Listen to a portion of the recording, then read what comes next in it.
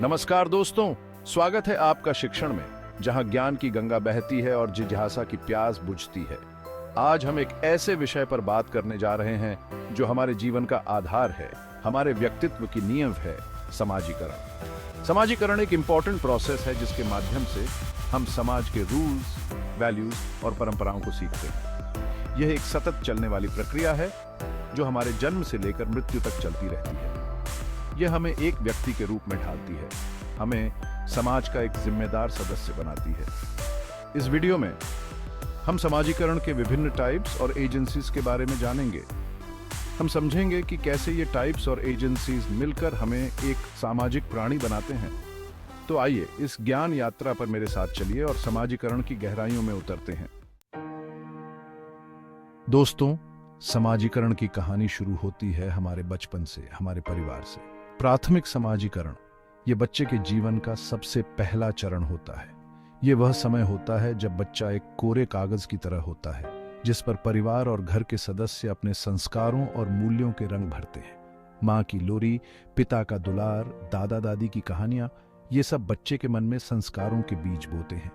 यह परिवार ही होता है जहां बच्चा भाषा सीखता है, खाने पीने के तरीके सीखता है और सबसे महत्वपूर्ण रिश्तों की अहमियत समझता है।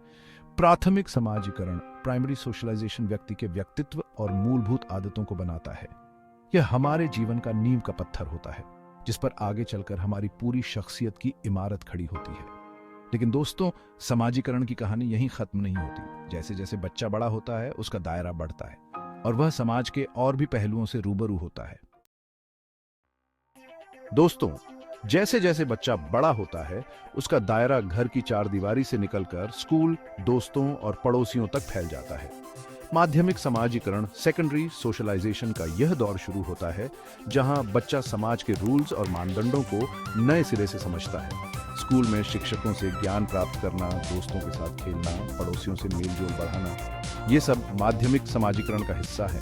यहाँ बच्चा सीखता है कि समाज में कैसे रहना है, कैसे अनुशासन में रहना है और कैसे दूसरों का सम्मान करना है। यह विद्यालय, कार्यस्थल और समुदाय के माध्यम से होता है। स्कूल में वह पढ़ाई के साथ साथ अनुशासन, सहयोग और प्रतिस्पर्धा जैसे गुणों को आत्मसात करता है। माध्यमिक समाजीकरण बच्चे को समाज का एक जिम्मेदार नागरिक बनने के लिए तैयार करता है। यह उसे समाज के विभिन्न पहलुओं से परिचित कराता है और उसे अपनी भूमिका निभाने के लिए तैयार करता है।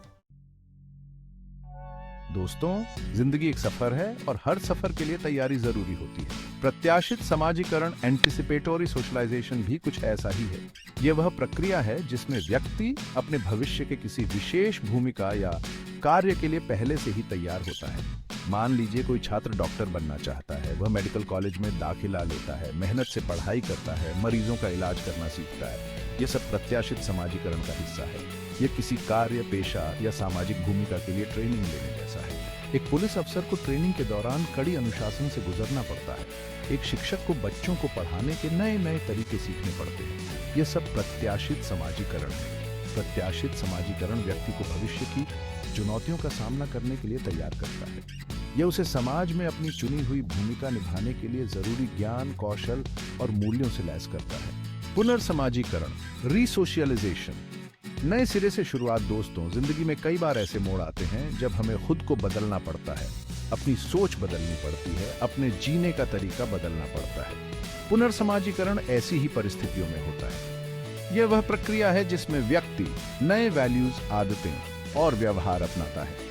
यह आमतौर पर एक बड़े जीवन परिवर्तन के दौरान होता है, जैसे कि जेल से रिहा होना या नई संस्कृति में बसना। मान लीजिए कोई व्यक्ति जेल से रिहा होकर समाज में वापस आता है। उसे समाज के नियमों को नए सिरे से समझना होगा, नई नौकरी ढूंढनी होगी, अपने आप को फिर से स्थापित करना होगा। यह सब पुनर्समाजीकरण का हिस्सा है। पुनर्समाजीकरण एक चुनौतीपूर्ण प्रक्रिया हो सकती है, लेकिन यह व्यक्ति को एक नया जीवन शुरू करने का अवसर भी देती है। यह उसे अपनी गलतियों से सीखकर एक बेहतर इंसान बनने का मौका देती है। प्राकृतिक समाजीकरण, नेचुरल सोशलाइजेशन, अनुकरण से सीख। दोस्तों, बच्चे बहुत तेज सीखते हैं और उनका सबसे बड़ा हथियार होता है अनुकरण।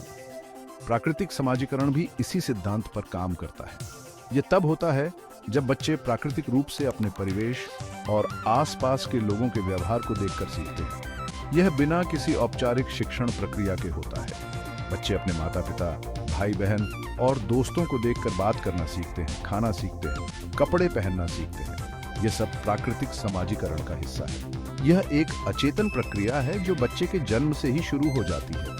बच्चे अपने आसपास हो रही हर गतिविधि को ध्यान से देखते हैं और उसे दोहराने की कोशिश करते हैं। अनौपचारिक समाजीकरण, इनफॉर्मल सोशलाइजेशन, रिश्तों की पाठशाला, दोस्तों, समाजीकरण सिर्फ किताबों से या किसी ट्रेनिंग से नहीं सीखा जा सकता। इसके लिए जरूरी है रिश्तों की गर्माहट, दोस्ती का साथ और अपनों का प्यार।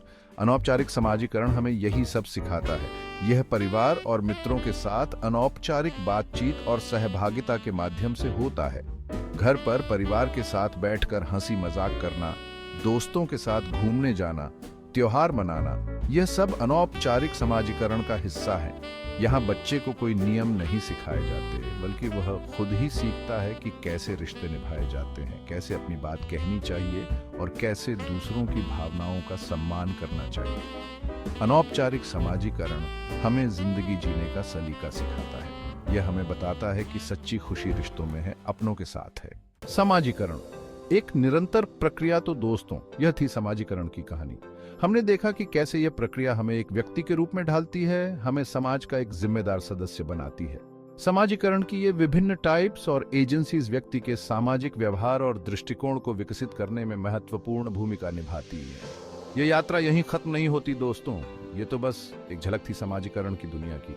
इस विषय पर और भी बहुत कुछ जानने और समझने को है। मुझे उम्मीद है कि यह वीडियो आपके लिए ज्ञानवर्धक रहा होगा।